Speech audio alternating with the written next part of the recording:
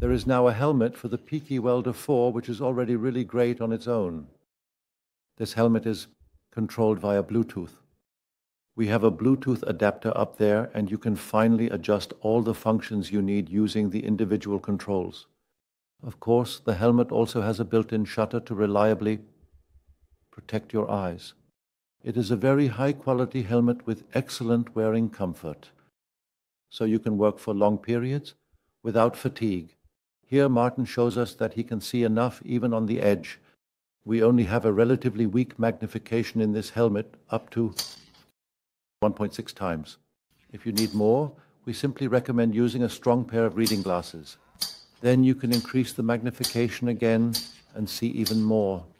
The interesting thing about this helmet is actually the significantly greater degree of freedom for tasks where you simply can't manage with a microscope.